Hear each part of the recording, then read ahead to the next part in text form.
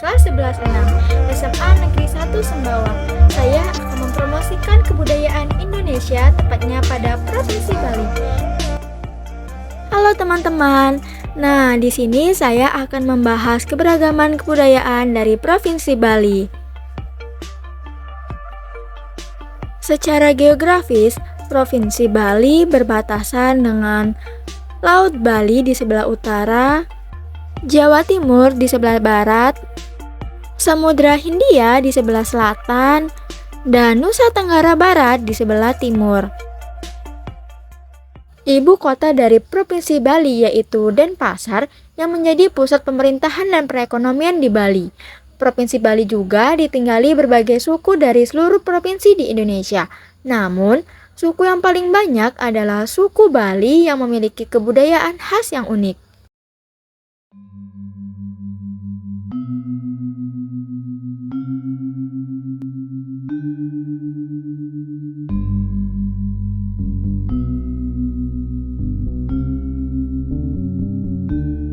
Di Pulau Bali, kematian bukanlah akhir dari segalanya, melainkan sebuah perjalanan suci menuju kehidupan yang baru. Inilah ngaben, upacara kremasi yang diyakini sebagai jalan pembebasan roh menuju alam keabadian.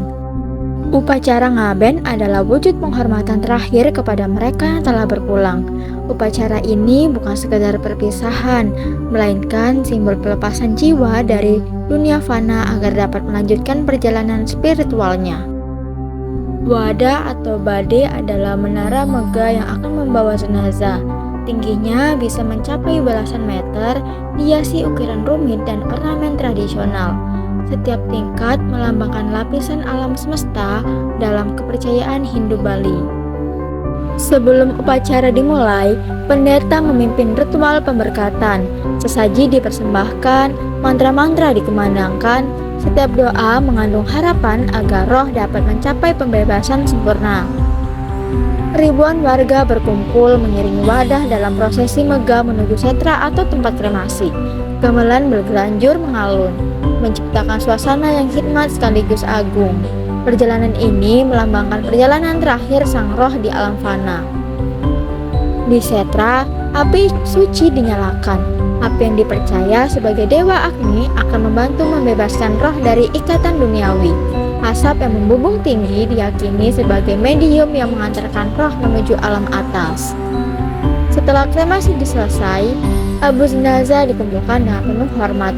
Dalam upacara nganyut, abu ini akan dihanyutkan ke laut atau sungai suci, menyatu dengan alam, kembali ke asal muasal kehidupan. Ngaben bukan sekedar upacara kematian, ia adalah manifestasi cinta kasih keluarga, kekuatan gotong royong masyarakat, dan kedalaman spiritual budaya Bali. Sebuah perayaan kehidupan yang mengajarkan kita tentang keikhlasan, pengorbanan, dan keyakinan akan kehidupan yang berkelanjutan.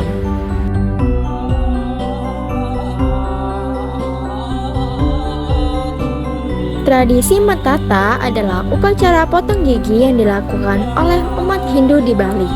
Biasanya juga disebut tradisi Mepandes atau Masaji. Tradisi ini wajib diikuti oleh semua orang Bali, baik laki-laki maupun wanita yang telah menginjak masa remaja.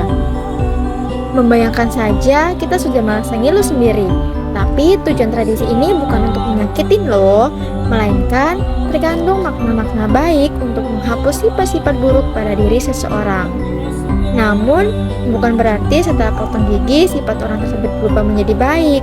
Hal ini kembali pada diri masing-masing.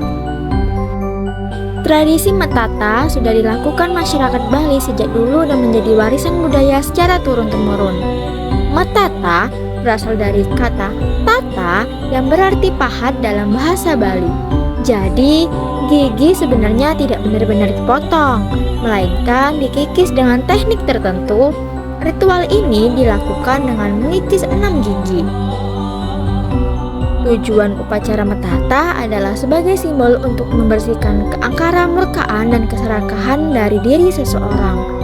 Masyarakat Bali percaya bahwa ada 6 jenis perubahan tidak baik dalam diri manusia, yaitu hawa nafsu, tamak, kemabukan, kebingungan, kemarahan, dan iri hati. Sifat-sifat jelek ini juga dianggap sebagai musuh bagi manusia itu sendiri. Maka dari itu, sifat jelek ini perlu ditaklukkan agar tidak mengganggu kehidupan manusia lainnya. Salah satu cara menaklukkan sifat buruk tadi adalah dengan potong gigi. Ada 6 buah gigi yang dikikis sebagai simbol satripu, yaitu 4 buah gigi seri dan 2 buah gigi taring. Tradisi Metata juga mengandung 4 konsep pendidikan, yaitu pertama, pendidikan spiritual, kedua, pendidikan budaya, ketiga, nilai etika, keempat, nilai sosial gotong royong. Berdasarkan peraturan dalam Lontar Dharma, Kahuripan, dan Lontar Puja Kalapati, tahapan upacara potong gigi adalah pertama, magumi padangan, kedua, nekep, ketiga, mapiyakala, keempat, sembahyang ke pamarajan, kelima, ngerajah gigi, keenam, pemahatan gigi, ketujuh, upacara matata atau mapandes, kedelapan, menginjak banten paningkep, kesembilan, majaya-jaya. Walaupun bisa diikuti semua orang, baik pria atau wanita, potong gigi pantang dilakukan oleh wanita yang sedang hamil. Masyarakat Bali percaya bahwa janin yang dikandung seorang wanita merupakan nyawa yang suci. Sedangkan tujuan tradisi Metata sendiri adalah menyucikan diri dari perbuatan yang tidak baik. Setelah potong gigi selesai, anak yang melaksanakannya diminta untuk mencicipi 6 rasa, yaitu pahit, simbol ketabahan, kedua, pedas, simbol kesabaran, ketiga, sepat, simbol ketaatan, keempat, manis, simbol kebahagiaan, dan kelima, asin, simbol kebijakan. Nah, sekarang sudah tahu kan kenapa masyarakat Bali punya tradisi potong gigi? Walaupun terdengar tak biasa, namun itulah yang menjadi keunikan Pulau Bali.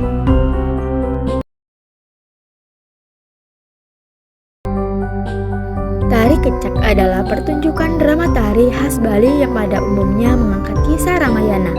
Tarian ini ditarikan oleh puluhan penari yang duduk secara melingkar. Mereka menyerukan cak-cak sambil mengangkat kedua lengan.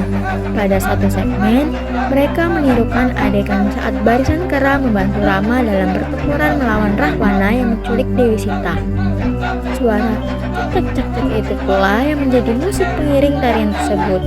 Sesekali terdengar pula suara kerincingan tinggi diikatkan pada kaki penari yang memerankan tokoh-tokoh dalam epos Ramayana. Tari kecak pertama kali diciptakan oleh 2 tokoh, yakni penari asal Bali bernama Wayan Limbak dan seorang pelukis dari Jerman, Walter Spies.